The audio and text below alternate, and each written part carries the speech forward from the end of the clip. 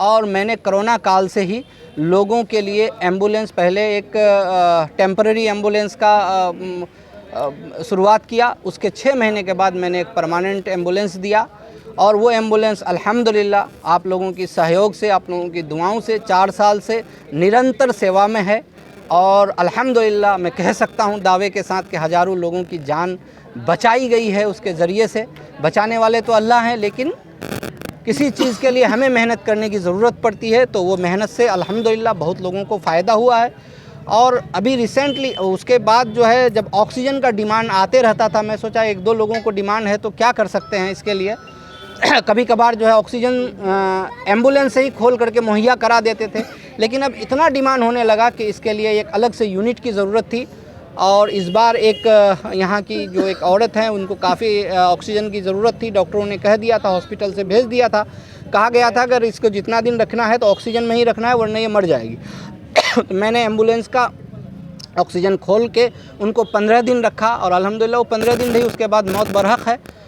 तो तभी मैंने ये इरादा कर लिया, और ख़ास करके ये जो तौफीक उमर बाबू हैं और अबसार बाबू और मुसव्विर बाबू, इन लोगों ने जो है मुझे कहा कि नहीं इसकी ज़रूरत है। मैं इन लोगों से मशवरा किया और अल्हम्दुलिल्लाह उसी वक्त मैंने ये सोच लिया कि इंशाल्लाह अभी एक ऑक्सीजन बैंक का भी हम यहाँ पर उद्घाटन करें। बैंक जैसे आज उद्घाटन हुआ, उसके बाद से और मैंने कोरोना काल से ही लोगों के लिए एम्बुलेंस, पहले एक टेम्पररी एम्बुलेंस का शुरुआत किया। उसके 6 महीने के बाद मैंने एक परमानेंट एम्बुलेंस दिया और वो एम्बुलेंस अल्हम्दुलिल्लाह आप लोगों की सहयोग से, आप लोगों की दुआओं से 4 साल से निरंतर सेवा में है। चूँकि अमोर अल्हम्दुलिल्लाह मैं कह सकता हूँ दावे के साथ कि हज़ारों लोगों की 2 जगह ये बहुत बड़ा इलाका है उसके ज़रिए से। और इसमें बचाने वाले तो अल्लाह हैं, लेकिन मतलब किसी चीज़ के लिए हमें मेहनत करने की ज़रूरत पड़ती है, तो वो मेहनत से जैसा रिक्वायरमेंट होगा हम फायदा हुआएंगे।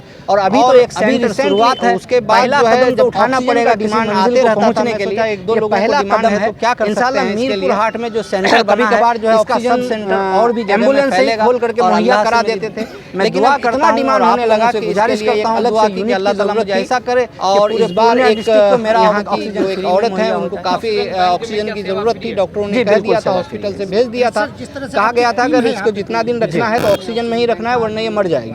जी मैंने एम्बुलेंस का ऑक्सीजन खोल के टीम का 15 दिन काम तो कर नहीं सकते, 15 दिन रही। ये हमारे टीम में जैसे तो तभी मैंने ये इरादा कर लिया। निस्बती खास करके बदर साहब हैं, ये हमेशा हर काम के लिए मुझे हौसला अफजाई करते हैं। और प्रशासनिक अधिकारियों से जितनी भी बातें होती है, करनी होती है, वो हमारे बिहाफ में करते हैं।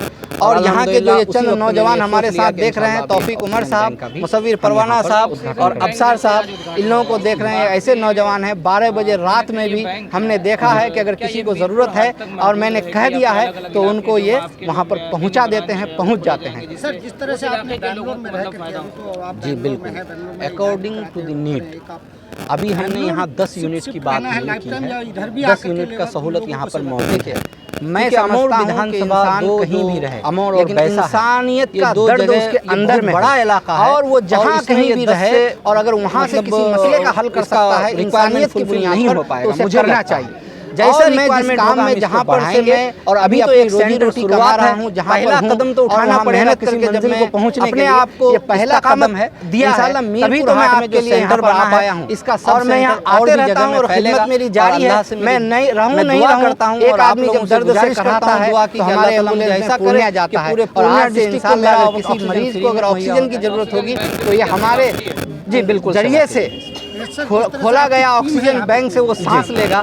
तो और हमारी मौजूदगी क्या ज़रूरी है? अगर हम मौजूद रहें और हमारी मौजूदगी से लोगों को तकलीफ होने लगे, हम तो इससे बेहतर है कि मौजूद नहीं रह करके हमारे टीम में जैसे हमारे बिरादर निस्बती आकिल बदर साहब हैं, ये हमेशा हर काम के लिए मुझे हौसला अफजाई करते हैं। और प्रशासनिक अधिकारियों से जितनी भी बातें होती है, करनी होती है, वो हमारे खिदमत बिहाफ में करते हैं। और यहाँ के जो नौजवान हमारे साथ देख रहे हैं, तौफीक उमर साहब और सबसे बड़ा साहब आप लोग, अबसार साहब, इन लोगों को देख रहे हैं। ऐसे नौजवान है 12 बजे रात में भी हमने देखा है कि अगर किसी को जरूरत है, मुझे दावत और मैंने कह दिया है आज मैं जिस काम के लायक हूँ पहुँचा देते हैं। आपको अगर हमारा पसंद आता है तो इससे बड़ा काम आप जरूर कल देंगे, तो हम उसके लिए भी हम लब्बैक कहते हैं। सकते हैं, हम खिदमत करने पर भरोसा रखते हैं। राजनीति में आ सकते हैं, राजनीति में मैं हूँ, मैं अपने लिए नहीं लड़ा हूँ लेकिन अवाम के लिए लड़ा हूँ और अवाम के लिए हमेशा लड़ूंगा, दर्द उसके अंदर में रहूँगा। और वो जहाँ कहीं भी रहे और अगर वहाँ से किसी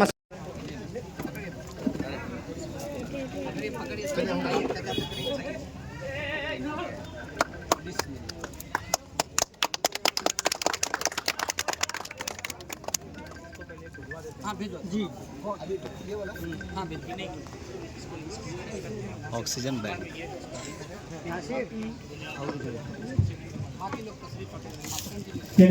सभी कुचले कौम को जरा कुछ इस लाइन से भी सहारा देकर के इनको ऊपर उठाइए। लोग आते हैं आपको और हमारा नाम बेच करके यहाँ से जाते हैं, दूसरी जगह भुनाते हैं।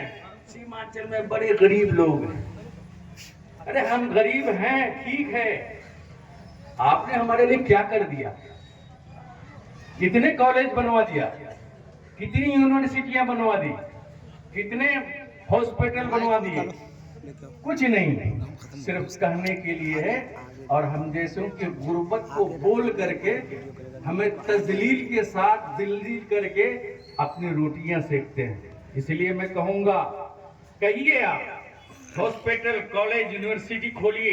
एजुकेशन के लाइन में भी प्राइवेट तौर पर हमारे यहाँ के नुमाइंदा हजरात काम करें और हेल्थ की लाइन में भी प्राइवेट तौर पर हमारे यहाँ के जो नुमाइंदा हैं और सियासतदान हैं, रहबरे कौम हैं, वो लोग इस लाइन में भी काम करें। इन्हीं चंद बातों के साथ मैं रुखसत होता हूँ। व आखिर दावाना अल्हम्दुलिल्लाह रब्बिल आलमीन।